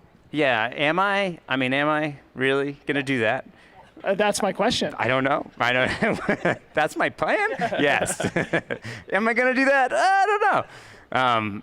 I would, I don't think it's a matter of like letting the younger, faster athletes go, as opposed to just being a little bit smarter and knowing that I can't run that pace quite that fast, and then have enough in the last 20. And I've gotten my body to where like I can run slower now, and I feel more comfortable at that pace. And so like the endurance is better than it was 7 years ago. The strength is better. All of that sort of stuff is better than it was 7 years ago. And so that's where we'll find out. But I'm more confident in what I'm going to do. So one thing that I think is really interesting, we've talked to a lot of different runners with a lot of different training methodologies coming into a race like this. And I know something that you did recently was actually a huge adventure race, a very, very, very hard adventure race in Oregon. I think your team was one of only 5 teams to clear the whole course. Obviously that is, in a cumulative time, much longer than what you're going to be doing tomorrow. Are you taking anything from that, from experience, and translating it back down to the 100? Yeah, so in doing that race, like it was called America's Toughest Race. I mean, they specifically tried to make this race very, very difficult, and they succeeded. I mean, there were 5 teams that finished the entire course. A couple of those teams were pro teams. We were like what I would call an amateur team, just because we were brand new to the sport, although we had a bunch of professional athletes on the team. And so, it was a very tough race, but at the same time, it's a very different discipline, and you're switching disciplines back and forth all the time. And because of that extended amount of time, it took us 100 hours to finish, so 4 days. And you're like, holy crap, 4 days, that's a long time. It's a long time, but you're moving a lot slower too. And what I kind of going into that race, I'd already made that decision to do that race before I got into Western. So I was like, oh, okay, I got to do it. It may not be the best decision, but we'll see what happens. And what I took away from that race was being out there that long. You're in some of these segments, we had a 10-hour paddle, which was about 60 miles. We had a 80-mile mountain bike ride that took 20 hours. So, it was most of the day, and we weren't traveling very quickly, but you were just out there. And that made the time go a lot quicker, and you kind of got used to that pacing of just moving forward and always trying to keep moving. And that, I think, kind of translates really well to 100 milers, where it doesn't matter about how much or how fast you're going. It's just about continuing to move forward, and I think that'll help going into this. So back to the Canyons 100K, where you earned your golden ticket just a couple of months ago. You had an amazing race with Anthony Costalis, who won the race and who unfortunately can't be here this weekend, I think, due to injury. He's had to pull out of the field. But talk about that race a little bit. It takes place on the Western States Trail, much of it. You had a very strong performance, but you did miss a turn and battle back. Ultimately, you and Anthony would have had an amazing race if that hadn't been the case. So how'd you feel about that 100K race after a year off of racing in 2020? I mean, obviously the end result was great. So overall, I felt really good about it. I was happy with the way that things went. I mean, like you said, it was on the Western States course, and it gave me a good kind of preview, a backwards preview of tomorrow. And then, going through that race, I took that wrong turn right before Michigan Bluff. It's oh, that was stupid. I got out to the paved road, realized this is not where I should be. Turned around, headed back, lost about 10 minutes. And like you said, I was at Michigan Bluff, I was 12 minutes behind Anthony. And then I made up 2 minutes because I was about 10 minutes behind him in the finish. So it would have been, it would have been exciting to see what would have happened over those last couple of miles. Just racing him. I think it would have been a head-to-head battle, and it would have been really fun. And I wish that he was going to be here to run tomorrow, just because I think it'd be cool to see him in his first 100-miler too. But it was a great race for me. I mean, I moved up over the last 10, 15 miles. I finished strong, which, obviously you guys have already pointed out that doesn't happen all that often. And so it was a good quality performance. And so that gave me a lot of confidence going into tomorrow. So I've got a question. Something that we talked about before we jumped on the air a little bit here is that the pandemic year robbed you of your first year in a new age category. So you're coming into this at 41. There are masters records on the line. Is that something that you're thinking about this year? Well, not really. So my goal this year is to run faster than I did in 2014. If I do that, then if I run the same time, then I'll run 36 seconds faster than the masters record. So that's my goal. Which is held by Mike Morton in right. actually a similarly hot year. Okay. He ran that in 2013. Okay. So, but in a similar vein, Max, being a masters athlete now, again, you're somebody who's just had so much range and so much consistency over the course of your career. What do you attribute that to? How can other runners in the sport sort of emulate and follow in your footsteps and have a long, healthy career? It's hard to attribute it to any one thing. It's kind of one of those things where I've just kind of kept going, and I feel like the continuity in my career is kind of what has continued to keep me at a very high level, and that has been a good thing. And with injuries and stuff, I've gotten lucky. I've had a good career that way. I have had injuries, obviously, over the last couple of years, especially, but I'm always working on trying to correct those and get better and learn from them, and then figure out what went wrong and then correct that so I'm healthier next time. So, but are there any sort of little things that you do that you think have particularly helped over the course of your career? Strength training, body work, anything like that? I think all of that stuff, right? All of that stuff that you do, you're continually trying to become a better athlete. So it's whether you're working on your recovery. I've done strength training in the past, which I think helps at times, but then other times it doesn't help as much. And so kind of striking that balance between all of those things. One thing I always do try to do is, take care of myself, do a lot of rolling, stretching, rolling, recovery type things, stuff like that. So we had I think it was a quote yesterday, maybe from Hayden Hawks, saying that, you all have a plan to do one thing and then the gun goes off and that plan goes out the window. And I know that we've talked about, pacing is kind of a priority maybe this year in order to, run a time that, I think you and we think you're very capable of on this course. Knowing that when the gun goes off, sometimes those plans go out the window. Are you going into this race this weekend with any, a mantra or something that you're going to tell yourself in order to potentially try to rein it in if you need to in the early stages of the race? Yeah, when I'm doing that, when you're in those early stages, it's just don't push. Don't be pushing. Don't feel like you're pushing. Don't push. I should be running very, very comfortable. And that's those early mantras in the race. And then after that, it becomes just keep running. Just keep running. Just keep running. Just keep running. Just keep running. Left foot, right foot, left foot, right foot. Yeah. Cool.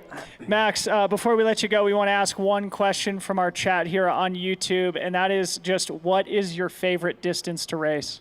I think, my favorite distance is definitely going to be a little less than 100 miles.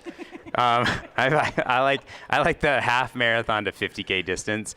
That range is really fun to me. You can run hard, run fast, and race, really feel like you're racing.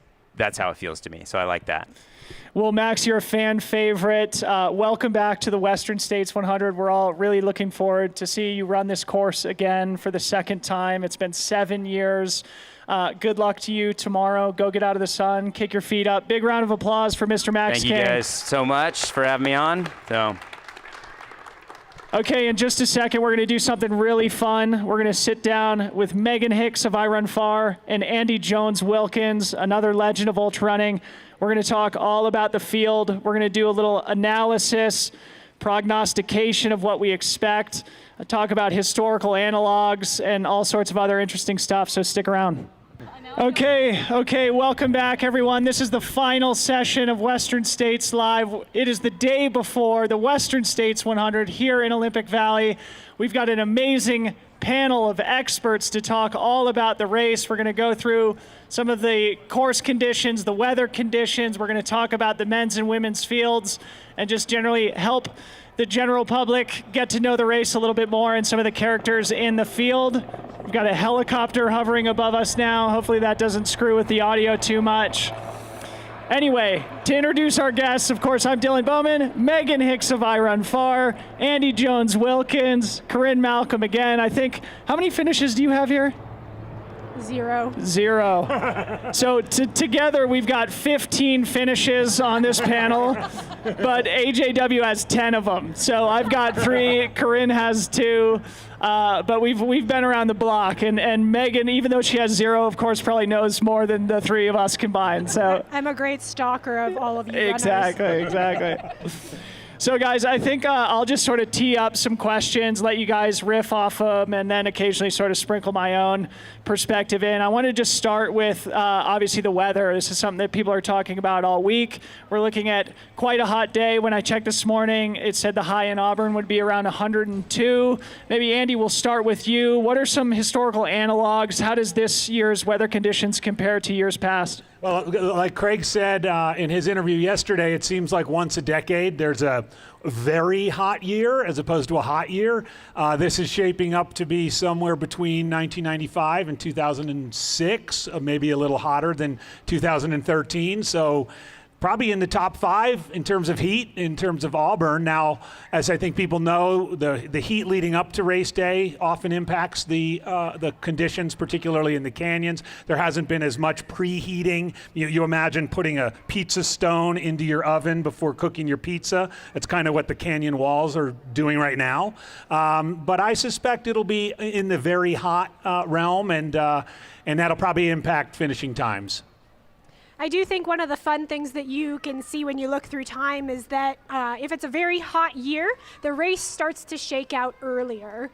We start seeing people looking touched by the heat as early as dusty corners in the 40, 45 mile range. And at Michigan Bluff, another 10, 15 miles later, it becomes pretty clear who's going to be in it for the second half of the race versus who's not. Whereas when you get a sort of moderate year like we had last time in 2019, the race doesn't shake itself out until Forest Hill or possibly even going down Cal Street. So that's always exciting, and it'll be fun to see if this year tracks on history. Yeah, so I think it's really interesting. I think I was one of 3 athletes that were upset in 2019 that it was a cool year, because I look at the weather as the great leveler of this race. I personally do not think of myself as a super fast runner, but I know that I'm tough and I can deal with the conditions. And so I think on weather years like this, it gives the race this kind of extra level of intrigue, and we don't know what's going to happen. I don't think there's a clear favorite all of a sudden, and I think it makes for a much more exciting race for the fans, exciting race for anyone watching at home or even out on course. But I do know that it'll be a very hard year for the runners because of that. But I do know that there are people, probably like me, who are very excited that the weather is shaping up to be like this, because it's not going to be a drag race. It's going to have to be a smart, thoughtful race by all the competitors. I also think it's really fun that the heat is something that you can adapt your body to. Like, this is not an insurmountable challenge, and apparently there's going to be 5 pounds of ice per person at every aid station, so there's enough. Use it. There's enough for you to put it in every part of your body and pack. This is something that you can all deal with, that we can all deal with. So, just staying on the subject of heat for a little bit, I think one of the things that you can combine with the heat to make the race even more interesting is the fact that we had a year off. And I think there's a lot of people who are eager to get out on the course. There's going to be a lot of competitive juices flowing early in the race. When you combine that with the heat, how do you guys think that might impact the competitive end of the race? We have one other tidbit of historical evidence, which was the last and only other time the race was canceled in 2008. And it was a very different type of cancellation. It canceled just 3 days before. But nonetheless, we had a whole year without Western States. We didn't have a whole year without any races like we have this time around, but a whole year without Western States. I remember being right here and at that starting line in 2009, and you could just feel the adrenaline. You feel the adrenaline at the start of Western States every year, but it was 2 years worth of adrenaline. And everybody reacts to adrenaline differently.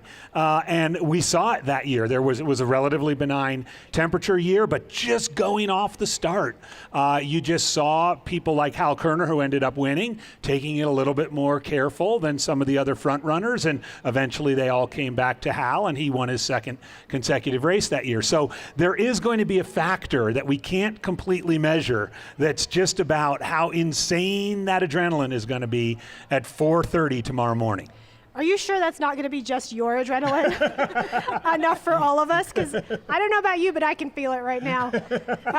I think we have to also combine the year off of this race with the fact that the high country is in really good condition. And maybe you're going to talk about that some more. But yeah, I mean, that can totally change. A little extra energy plus really good running conditions early in the race, I think, is really going to change the scene. Yeah, I did want to talk about that. I obviously haven't been on the course except for running over the escarpment in a thunderstorm yesterday with a jacket on. It was wild. It was amazing. Good practice for hard rock, I guess. But have you guys heard anything about the conditions of the course? Obviously, it's going to be a snow-free year. Is there anything else that we should consider? Do we know if we're going to be crossing the river in a boat or under our own power this year? It's under your own power this year, which is great. It's a pure Western States, no boats, on foot the entire way. You know, with Jim Walmsley swimming, perhaps? Yeah, right. Hold on to the rope. There are, Tim Tweetmeyer and Fitz and a couple other guys typically go up and mark, like right now. And they come back and tell us, I think it's going to be clean and dry. They'll, Craig will probably mention it at the pre-race briefing. It's going to be fast. For those of you who ran in 2017, there had been some decommissioned trails and it was really muddy, and that's all cleaned up now. And so I think it's going to be a pretty fast track.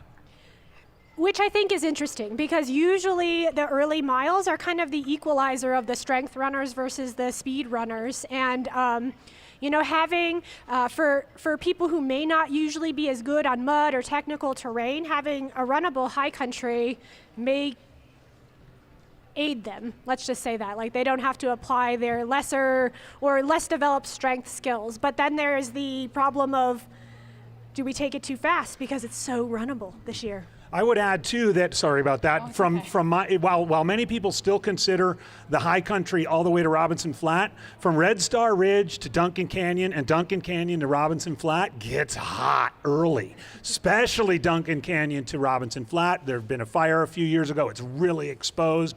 So while most people are thinking, oh, I'm in the high country for the first 30, it's going to be cool, it probably won't be. Yeah, it gets really hot there very early. In 2018, I was one of those runners who's like, oh, we're in the high country, it'll be fine.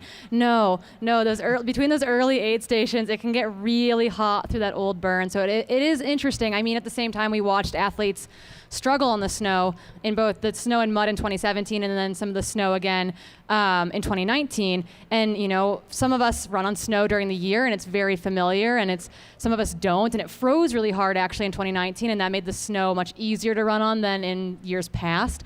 So it will shape up the race a little bit differently early on, I think, having it in good shape. I mean, also we need to give major kudos to the race organizers and the race organization, because they do a ton of work to make those trails runnable, because I don't know where anyone else is living, but 2020 meant a lot of trail work did not happen, and so many of our trails were in disrepair. There was plenty of blowdowns, and so they've been doing a lot of work to make sure that the course is going to run really smoothly by cleaning all that stuff up. Great. So let's talk a little bit about the professional field, starting with the women's race. Any high-level sort of storylines that you guys are following before we kind of get more into the favorites and make our picks for the win? I think it's just important for us to put the 2019 women's race in context as we start tomorrow. Clare Gallagher and Brittany Peterson changed the course of women's mountain 100-mile ultra running by finishing 7 minutes apart in the second and fourth fastest time in race history on not a cold year. Like, they changed what long-distance women's ultra running is about. We're entering a new era courtesy of that. I would concur. I was chasing them around in 2019, literally, and to see them come into the Pointed Rocks aid station side by side, snot and sweat flying, water bottles going, people cheering. There were like men around and there were other people around, but it was like they were the two only runners on the course in that moment. I mean, Claire put the hammer down, got a little bit of a gap by a no-hands bridge, but man, it was incredible. And I mean, if we see anything even close to that again, I mean, I think we forget that was comparable to Jim King, Jim Howard in the mid-'80s. It really was. And so we mustn't lose sight of that. Is that the first time we've ever seen something like that in the women's race of the Western States 100? Definitely, 100%. Definitely, no doubt. I think Magda and Kat's finish in 2017 would probably be the next closest to that, where there was a clear race going on, and I think a lot of us weren't sure how that was going to pan out over the final 20 miles. I think what's really interesting, and I think we've talked about this a lot, as far as like how do you get that to happen in a race like this, and truly it takes putting a ton of bodies on the line, a ton of very fit, fast bodies on the line. That means having a good, deep elite field. That means them getting to the start line healthy, because that's going to pull people out of it, right? Like we've seen drops already in the elite field in the last couple weeks, as far as, you know, who's going to make it to the start line healthy. So in order to make those competitive moments happen, I think the sport has gotten to a spot where our fields are getting deep enough to allow that to happen over the course of a 100-mile day, where there's going to be attrition naturally.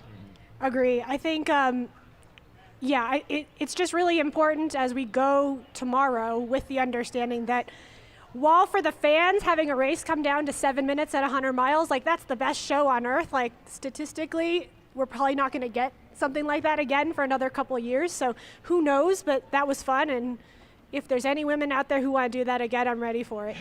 Yeah, well, as Corrine said, it is sort of the trajectory of the sport right now. It is getting more competitive. It is getting closer. It is getting more exciting. I remember the days when you basically knew what place you were going to finish 4 hours before you got to the finish line. And I've had a few of those very close battles myself, and they're not particularly fun. But it is really fun as a spectator and as a fan of the sport, so we can root for that. The four of us at least can. So let's talk more about the characters in the race. Any sort of people you guys consider as favorites in the women's field, and maybe dark horses too? Beth Pascal. Period. Beth Pascal. Full stop. We'll see what happens. Expand on that. Yeah, she finished 4th as her first experience here at Western States, as a Brit experiencing Western States. Like, I don't know if you've been to England, but the kind of weather that's here doesn't occur there ever at all. So Beth Pascal's 2 years more experienced in the sport. She's a different runner. She proved that she's a whole new ultra runner by setting a new record on the Bob Graham round during the pandemic last year. And she's been here for a couple months, training specifically in high desert, hot terrain. She will be a force. Yeah, I think her having the experience from 2019 will be incredibly valuable going into this. And I think that's the story of both fields in a way, is that we've got this group of runners who have experience at the race that are very good. We've got this group of runners who have experienced the 100-mile distance, but not this race specifically. And then we've got the group of runners who have never run 100. And to me, those are kind of three distinct groups that have their own strengths coming into the day. And it's kind of hard to know, what will happen between that. I've got my hopes that some of these gals who this is their debut 100 can have really special days. But on a hot year at a new distance, that could be a really huge challenge to overcome. We've seen it happen before. We've seen, great runs out of like Lucy here in 2018. That was, I think, a pretty phenomenal debut 100 on this course, running aggressively early. And so I wonder, will they have learned from that, and will they be patient? Will they be hungry early? I don't know. I think that those are the three distinct groups lining up this weekend. Well, call me a homer, but I'm going with Brittany Peterson. I know what it feels like to have that second place stuck in your craw. I know that her significant other, Cody, has a long family lineage. You had Paul Lind on the show a little bit earlier. Dr. Lind is a force, a legend here at the race. He unfortunately passed away. And that energy, that vibe, Dr. Lind is looking down, so happy that it's going to be 102. And I tell you what, my money's on Brittany, because she's got what it takes. She's got that second place stuck in her craw. Oh, she's here now? I know. I didn't even know. Hey, Brittany! There she is. and Dr. Lind. I have so much. The Lind clan. I'm going with that. I'm sure Beth's going to be fantastic. I'm sure Claire's going to be fantastic. I think we can discount our three pretty phenomenal international ladies who are here: Audrey Tanguy, Ruth Croft, and Ragna Debats. Especially Ragna. I think a lot of people peg her as a mountain runner, because that's where we've seen her perform her best. But I was at Marathon des Sables in 2019 when she won, and hot runnable course, she was in the top 10 men most days, which is a super challenging thing with that field. If I could just add something myself, I think maybe the single most interesting person in the race this year is Ruth Croft from New Zealand. She's an amazing athlete. She's had incredible success at shorter distance races, but she's just so consistent, which I think is the mark of a real champion. This is her first 100-miler, and she's got all the talent that it takes, I think, to win the race. Doesn't have the experience, but all the talent that it takes, I think, to win the race. Doesn't have the experience, but clearly a competitor, and I think somebody who's going to really change the dynamic of the women's race. Agree. Little known fact, she lived in Taiwan, so this type of heat, I mean, combined this heat with humidity, and that's what she trained and raced and ran in. So I don't think the heat's going to bug her tomorrow. Any maybe dark horses who aren't getting the maybe attention that people like Ruth and Claire and Brittany and Beth are getting? Corrine? Yeah, so I mean, I've got two gals in particular that I'm really curious to see how they do. One is in my teammate Abby Hall, who has run the 100-mile distance before, and honestly, it's a fair assessment that she has not, I think, run to her potential there. But she put in an incredibly focused training block. She had a great run at Canyon's 100K, and I know how tough she is. And then Keely Henninger, who also, she's not run this distance before, but I think, and she's coming off a year of injury and kind of a year of maybe changing her training style quite significantly. And I'm really excited to see what she has and what she can do over this distance. Who knows how it will play out, but I'm definitely pulling, I think, for both Abby and Keely to have really special days out there. Those are my surprise ladies, too. Beautiful. So let's move to the men now. Any sort of top-level storylines, favorites, dark horses? Maybe you start. Go ahead, Andy. Just riff. I think if it's a hot day and everything goes the way it's planned, no one's going to touch Anton. Wait, he's not racing? Oh, sorry. Thank you, Billy. Yeah. Anton's not here. Everybody can calm down. No, I think it's exciting. I mean, it's a predominantly American field this year at the front of the pack. I think the dynamic of Jared and Jim. I'm pulling for Jared, just similar to the way I am with Brittany on that second place craw, that stuck into craw. The way he ran last year or in 2019 was just inspiring. Having to just chase all day. No doubt, the hometown boy of Tim Tollefson is an intriguing story. You know, as are the older gentlemen in the race. Jeff Browning back again as a 49-year-old. Max King, who was just here. Jorge Maravilla after several years away. The guy I'm pacing, Scott Wolf. You know, you've got some 40-somethings that are going to be around at the end, and I think the heat and the way in which experience will come into play is gonna matter. And don't fall asleep on Matt Daniels. He's been picking the brain of a lot of the veterans, including fellow tall guy Tim Tweetmeyer and Dylan Bowman. And so I think there's so many different plot twists that can happen. Yeah, I think what's really fun is the Jim and Jared race of 2019. We're going into it with a totally different scene setup this time. Jim has had now that we know sort of the full story of the last couple of months, Jim has had an alternate training block, whereas Jared has had a more developed training block than he had going into the 2019 race. And yeah, like lots of potential for high drama there. But I do have to say, like, Jim is obviously the favorite, but if there's any year for Jared to win it, this is his year. And a guy who's run sub 14:30 at Western States deserves a Cougar. Like, come on. Yeah, the fastest time to never win the race is pretty insane. I think of the men's race as there's kind of this front running crew, and then there's like the cleanup crew. And in a hot year, you've got to be really afraid of that cleanup crew, and that's going to be Jeff Browning, Kyle Patari, Mark Hammond, Tyler Green. These guys that if anyone messes up, Drew Holman, Alex Nichols, anyone that messes up, these guys are taking the win. They're taking the top 3 spots, the top 5 spots, so you've got to watch out for those guys. And they're going to be a constant threat to the front runners like Jared Hazen, Jim Walmsley, Tim Tollefson, Hayden Hawks, right? Like, who knows? Like, he, I think, has gained respect for this distance over the last 2 years, but we haven't seen that successfully translate yet to this race. So I think it's, once again, that story of experience here, experience in the 100-mile distance, kind of racing styles in particular. And then I'm also really curious, I think my dark horse is probably Pat Regan. He ran here in 2019. I think he loves the heat. He did run a road 100 recently, but if anyone can run a road 100 in late April and then turn around to Western States, it's probably him. So I'm really excited to see how he does as well this weekend. I love how a guy who finishes in 2019's top 10 is a dark horse still. Yeah. But How in does that this happen? field, right? It's insane. Yeah, I call it the racehorses versus the workhorses. I mean, you said it well. I mean, we've got Jim Walmsley, Jared Hazen, Matt Daniels, Tim Tollefson, Hayden Hawks, really, is the crew that I see as the And we're racehorses. forgetting and leaving out people easily in this quick thing because Right, it's like the but field those is are the that guys good. who I think, have the speed and talent, the aggressiveness, who are sort of in the prime of their careers.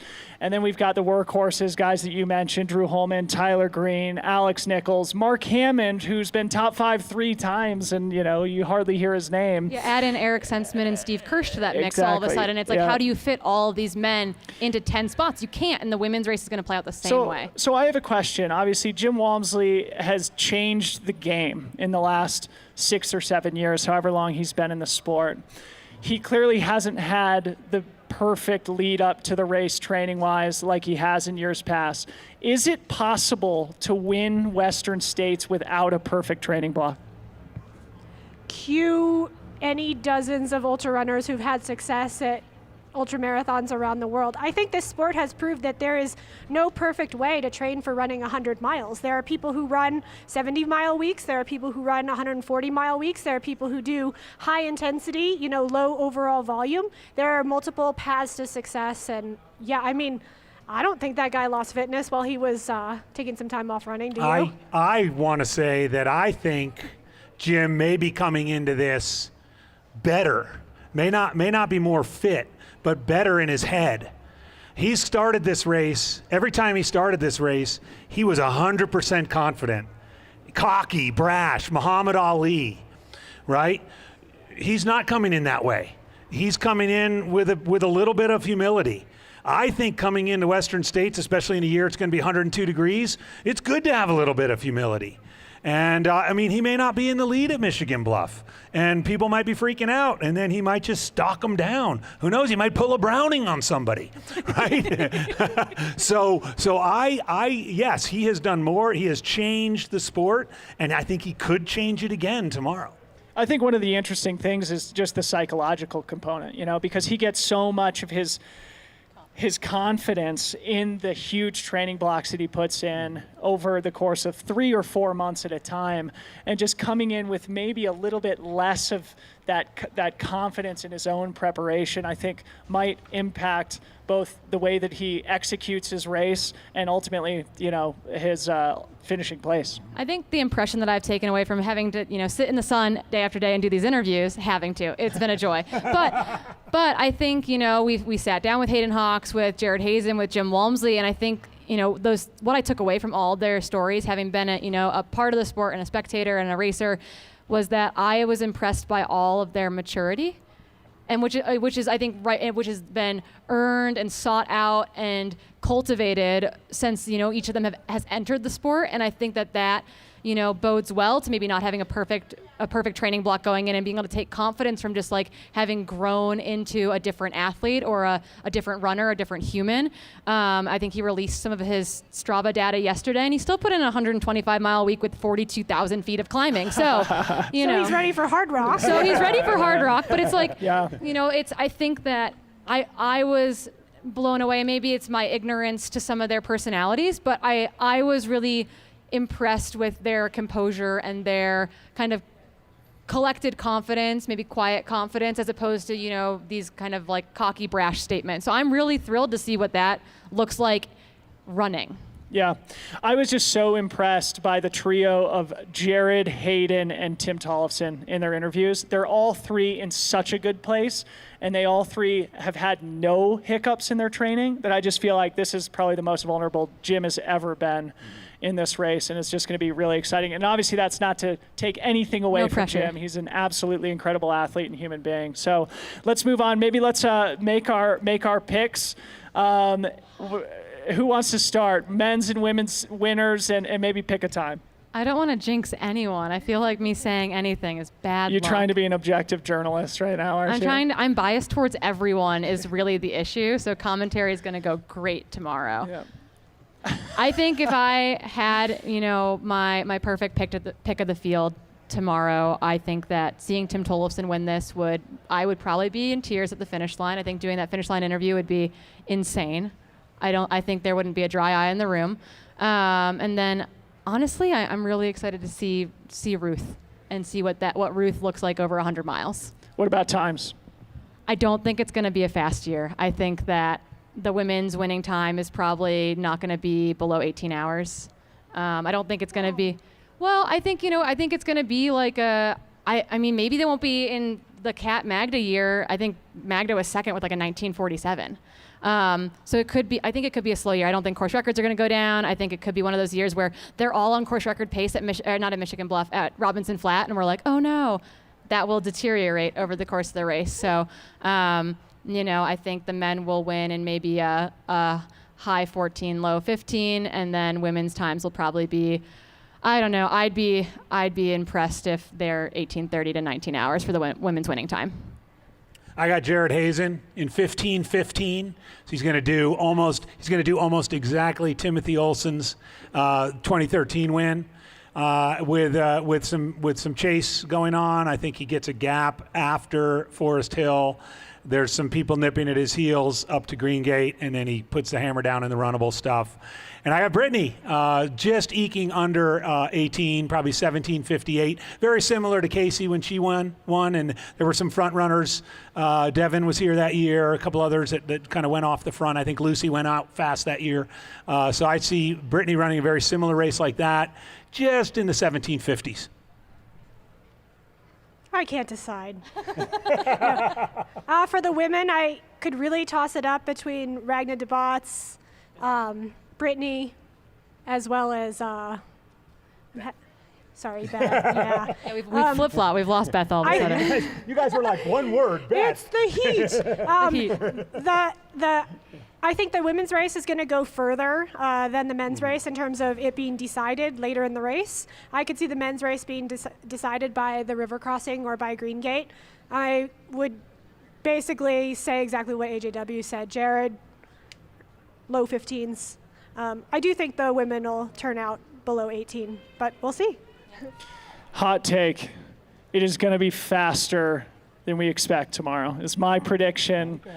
I think the fact that it hasn't been extremely warm these last couple of days, as Andy said at the beginning of our conversation here, I think that really does impact the way that it feels on race day, because when it is extremely hot in the few days leading into the race, those canyons have been pre-baked, to use your terminology, and it does become a lot more difficult and it feels a lot hotter. That is not the case this year, so I think we will see a men's champion in the 14s. I would say fairly close to mid 14s. I would say 14:40. I'm going to go with Tim Tollefson, 14:40, 14:45, and Ruth Croft in 17:48. Also a quick women's time. Those are our predictions. Anything else to add? Maybe Megan, tell us where people can follow I Run Far tomorrow. Andy, tell us what you're doing tomorrow, and we'll wrap it up.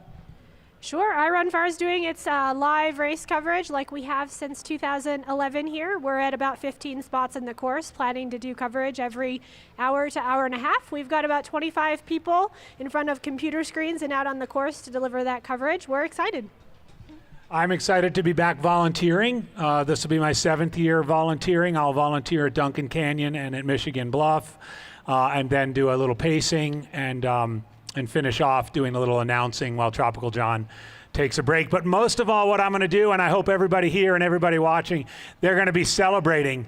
The big victor here is this race, that we're pulling it off at all. We're going to give out trophies on Sunday, but yes, the big victor is that we are all here in Olympic Valley gathering again, the first large ultra since the pandemic. And to me, that we need nothing more than that, just to see the energy around here, the work that Dylan and Corrine and the crew have put in these last 3 days, the money Hoka's invested in this entire event, the fact that it's going to go off pretty much as normal is just incredible. And we should, any chance you get to thank a volunteer, to thank a race organizer, please do so. Amen to that. This is the most amazing race. It's the most amazing weekend. It is the most amazing sport in the whole world. Thank you guys for coming out, listening to us chat for the last 3 days.